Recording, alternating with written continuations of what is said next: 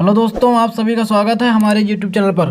तो दोस्तों, हम संख्या पद्धति पढ़ रहे थे और आज हम उसमें पढ़ेंगे परिमेय संख्याएं। तो यहाँ पर हम पहले लिख लेते हैं परिमेय संख्याएं। परिमेय संख्याएं। तो दोस्तों, परिमेय संख्याएं हमारी वे संख्या होती हैं जिन्हें हम P/Q के रूप में लिख सकते हैं। तो यहाँ पर लिखते हैं ऐसी संख्याएं, यहाँ पर लिख लेते हैं ऐसी संख्याएं जिन्हें P/Q के रूप में लिखा जा सकता है। जिन्हें P/Q के रूप में लिखा जा सकता है। ऐसी संख्याएं जिन्हें P/Q के रूप में लिखा जा सकता है वो हमारी परिमेय संख्या होगी। जैसे 3/4 हो गया, यहाँ पर 2/3 हो गया, 6/7 हो गया, 8/11 हो गया, जिन्हें हम बटे के रूप में लिख सकते हैं। ऐसी संख्या हमारी परिमेय संख्याएं होती हैं। तो उम्मीद करता हूं दोस्तों कि आपको परिमेय संख्या समझ में आ गया होगा। तो अब आगे से चलते हैं अपरिमेय संख्याएं।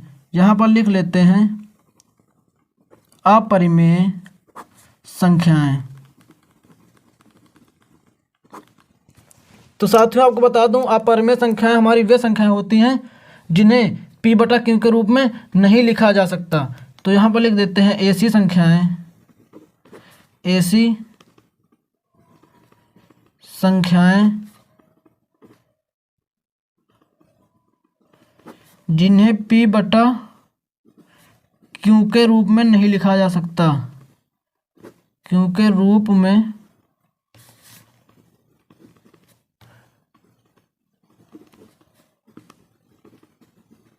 नहीं लिखा जा सकता, नहीं लिखा जा सकता है, लिख सकते हैं आप।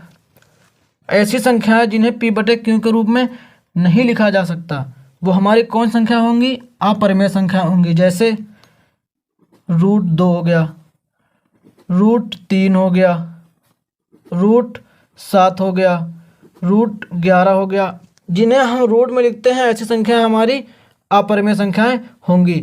तो उम्मीद करता हूं दोस्तों कि आपको दोनों समझ में आ गया होगा। तो आगे बढ़ते हैं दोस्तों। अब हम यहाँ पर लिखते हैं वास्तविक संख्याएं। वास्तविक संख्याएं, वास्तविक संख्याएं। तो इसके डिफरेंस भी लिख लेते हैं। वास्तविक संख्याएं ऐसी संख्याएं, ऐसी संख्या जिसका वर्ग करने पर, जिसका वर्ग करने पर प्राप्त संख्या, जिसका वर्ग करने पर प्राप्त संख्या धनात्मक, धनात्मक।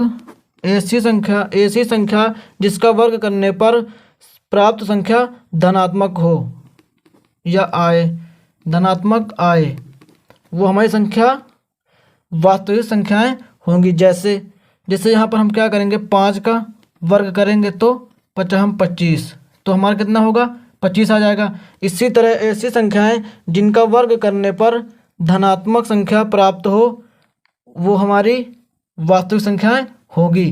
तो यहाँ पर जैसे लिख रहे 36 हो गया, 16 हो गया, और भी संख्याएं हैं। ऐसी संख्याएं जिनका वर्ग करने पर धनात्मक संख्या प्राप्त हो वो हमारी वास्तविक संख्या होगी। तो अब हम यहाँ पर लिख लेते हैं अवास्तविक संख्या। अवास्तविक, अवास्तविक संख्या, अवास्तविक संख्याएं।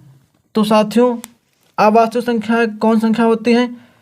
अवास्तविक संख्याएं ऐसी संख्याएं, ऐसी संख्याएं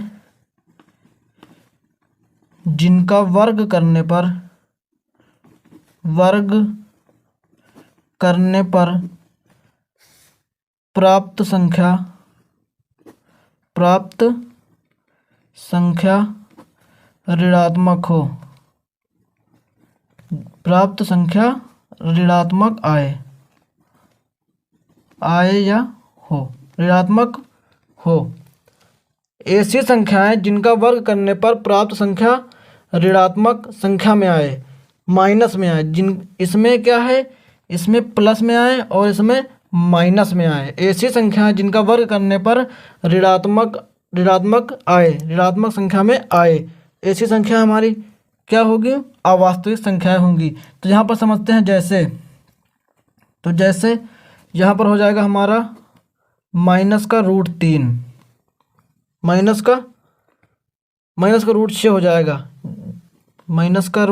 जैसे यहाँ पर हो जाएगा -√4 हो जाएगा, -√16 हो जाएगा। जिनका वर्ग करने पर, 6 का कोई वर्ग नहीं होता, जिनका वर्ग करने पर रूट में -9 हो जाएगा। ऐसी संख्या जिनका वर्ग करने पर ऋणात्मक संख्या प्राप्त हो, मतलब कि माइनस में कोई संख्या प्राप्त हो, ऐसी संख्या हमारी क्या होगी,